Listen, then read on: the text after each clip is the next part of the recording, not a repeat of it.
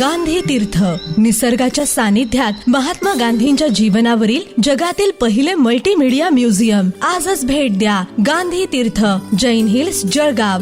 अधिक माहितीसाठी www.gandhifoundation.net वर विजिट करा.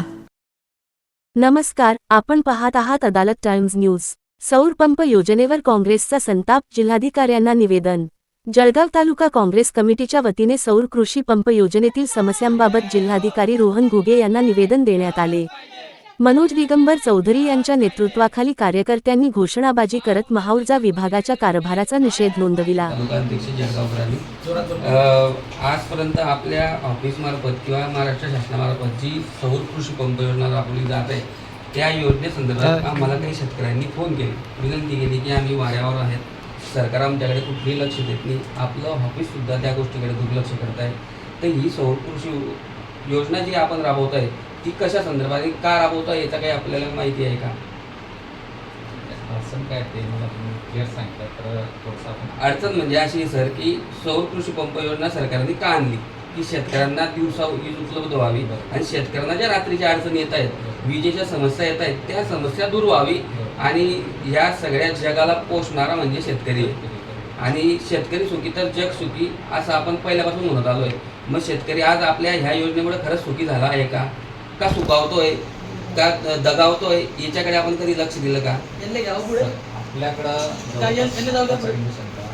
असं कुठल्याही कंप्लेंटनी की पंप बसले नाही किंवा अडचण येत असेल. बरं, शासनाकडनं जसं सांगण्यात आलेलं आहे की शेतकऱ्याला अनुदान बरोबर, त्या पद्धतीने आपल्याकडनं पंप दिले जात आहे. बरोबर. मग कधी असं काही कंप्लेंट असेल तर सांगा तुम्ही. तर कंप्लेंट आपण कुठल्या शेतकऱ्याची ऐकली मला ते सांगा. माझ्याकडे शेतकऱ्यांच्या लेखी स्वरूपात आणि व्हिडिओ स्वरूपात सगळ्या प्रकारच्या कंप्लेंटी आहेत. ते शेतकरी आपल्याकडे येऊन चक्र मारून परत गेले. काही शेतकऱ्यांचा तर पिकं जळून खाक झाले. ते कर्जबाजारीमुळे आज ते अशा उंपट उभे की त्यांना आत्महत्या करण्याशिवाय पर्याय नाही.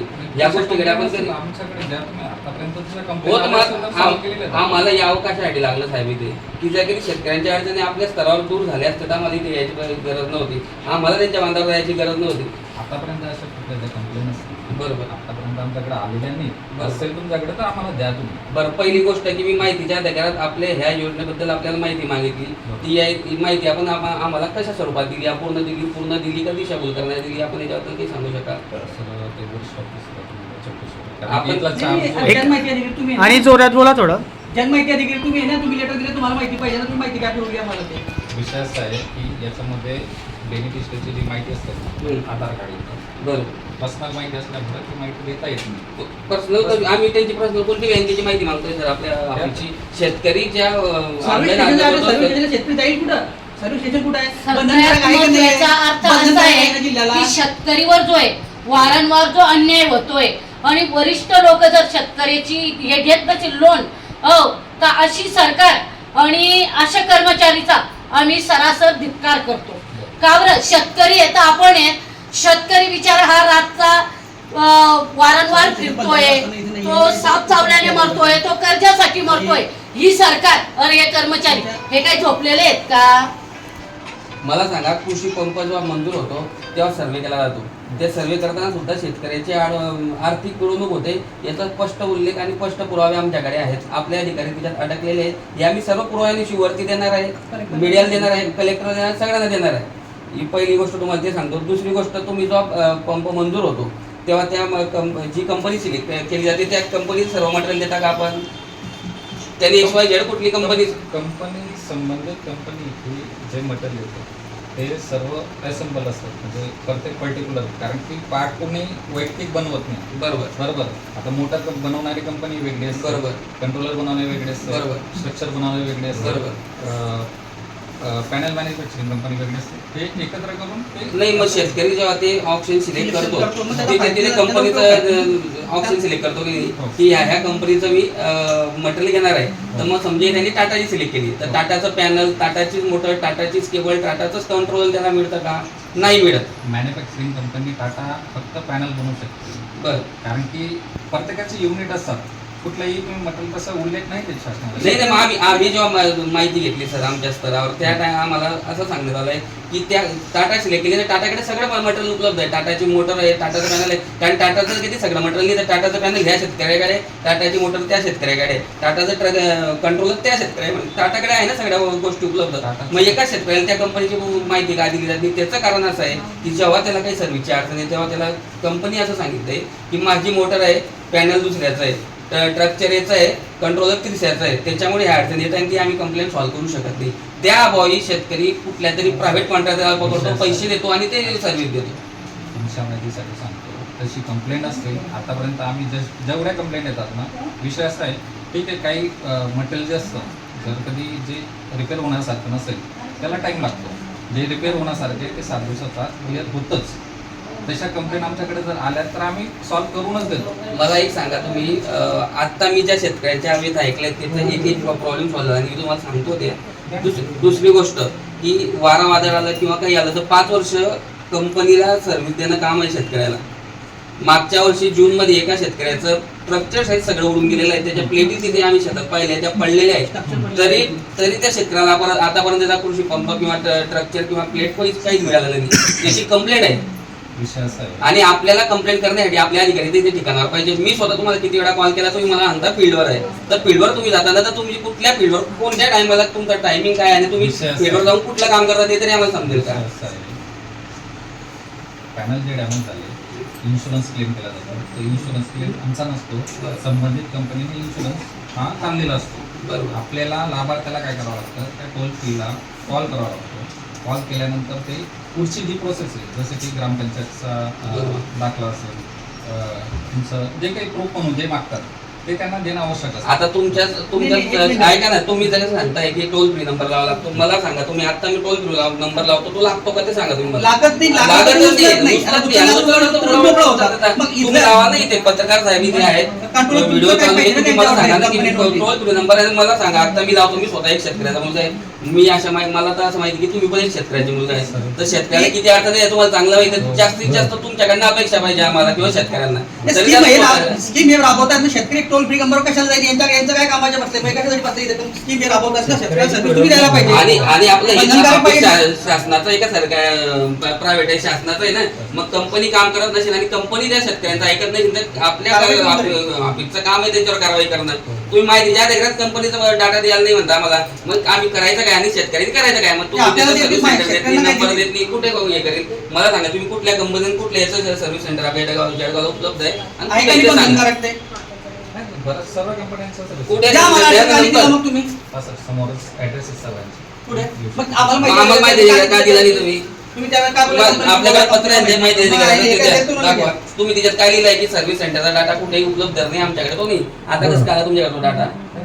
सर्व्हिस सेंटरचा ऍड्रेस पाहिजे असेल कॉन्टॅक्ट नंबर. अहो मी मागितलं ना सर, हे बघा याच्यात काय लिहिलंय तुम्ही. खाली.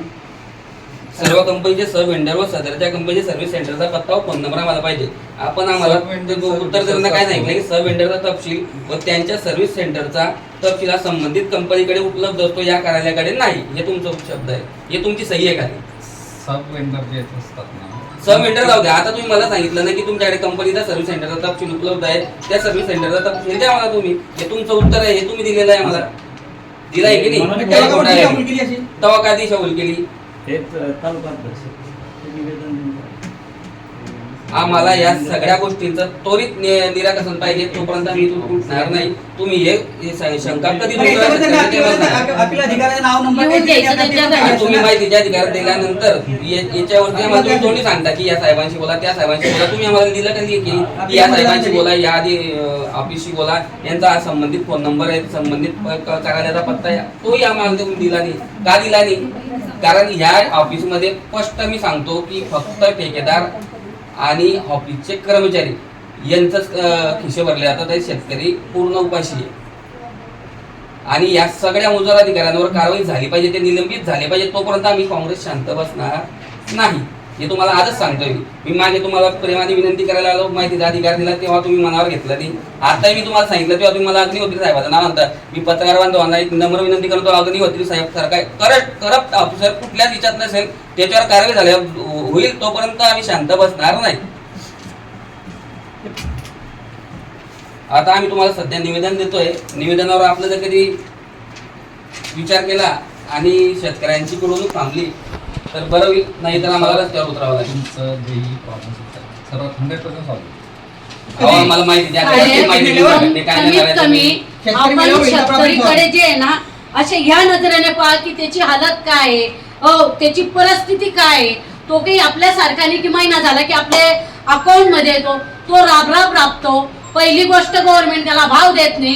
ही सरकार जो आहे ही म्हणतात ना मंत्री तुपाशी आणि पब्लिक शेतकरी उपाशी, अशा प्रकारचं जे हे चाललेलं आहे. तर एवढीच रिक्वेस्ट आहे. आता आम्ही खूप कमी याच्याने आलोय, पण याच्या पुढे आम्ही असे येऊ आमच्या शेतकऱ्यावर परत अन्याय होत असेल तर आम्ही या सरकारावर आणि या कर्मचाऱ्यावर आम्ही सोडणार नाही. हे आमचं खुल्लं हे आहे तुम्हाला. आपण त्या कृषी पंप लावलेले ते कृषी पंप कुठल्याही अंदाजपत्रकाच्या आधारे लावलेले नाही की तुम्ही तो पोल जो काढतात जमिनीने तो किती खोदला पाहिजे, त्याला सिमेंट किती वापरलं पाहिजे, आसारी किती वापरली पाहिजे, एकही काम इस्टिमेटनुसार झालं नाही. त्याच्यासाठी आम्ही इस्टिमेटचं सोबत सुद्धा तुम्हाला मागणी केलेली की इस्टिमेट कसं असतं, किती बाय किती असतं ते आम्हाला सगळं माहिती आहे. आणि आम्हाला तुम्ही आता म्हणताय तुम्ही आमच्या सोबत चला, मला एखाद्या शेतकऱ्याचं इस्टिमेटनुसार काम दाखवून द्या की त्याचं इस्टिमेटनुसार काम झालं आणि त्यांनी जी कंपनी सिलेक्ट केली, तुम्ही म्हणता की वेगवेगळ्या कंपनीचं असतं, तर त्या कंपनीचं तुमच्याकडे आहे का तो डाटा की त्या शेतकऱ्याला त्याच कंपनीचं भेटलंय. तुमच्या अधिकारी दादा तिथे पैसे घेऊन घेतात आणि ओकेचा रिपोर्ट मारून देतात. काम कर रहे छोड़ दे रहे. बिचारा शेतकरी पूर्ण उद्ध्वस्त झाला. त्या शेतकऱ्यांनी करायचं काय? सर एक साधा प्रश्न विचारतो. एका कंपनीचं समजा शेतकऱ्याला सौरपंप घ्यायचा आहे, तर त्याचं जे पूर्ण स्ट्रक्चर आहे म्हणजे पंप म्हणा, पॅनल म्हणा किंवा तुमचं जे कंट्रोल वगैरे जे ते पर्टिक्युलर एका कंपनीचं सर्व साधनं येतच नाही. त्यांच्याकडे आणि समजा आता शेतकऱ्याला जर प्रॉब्लेम आला, समजा पॅनलचा प्रॉब्लेम आला, तर त्याचं जबाबदार एकच व्यक्ती पाहिजे का पॅनलची कंपनी जबाबदार राहील? कंट्रोल आलं तर कंट्रोलरची विषय असा आहे, त्या कंट्रोलरवरती त्याच कंपनीचा टोल फ्री नंबर डिझाईन केलेला असतो. म्हणजे ते असेंबल जरी असेल तरी टोल फ्रीला कॉल केल्यानंतर त्याच तो लागत नाही. अहो, ते फक्त त्याच्यावर स्टिकर लावलेलं, स्टिकर 4 महिन्यात 6 महिन्यात निघून जातं. पंपाची वॉरंटी 5 वर्षाची आहे. मग तो काय कधी शेतकरी आत्महत्या करीन का? तुमच्याकडे निवडवरची उत्तर देतात तिथे ते स्टिकर चिपकले. योजनेत विलंब, निकृष्ट साहित्य व लाभ न मिळाल्याच्या तक्रारींचा उल्लेख करत दोषी अधिकाऱ्यांवर कारवाई व शेतकऱ्यांना तातडीने दिलासा देण्याची मागणी करण्यात आली. जिल्हाधिकाऱ्यांनी योग्य ती चौकशी करण्याचे आश्वासन दिले. याचबरोबर बातमी संपली. नमस्कार.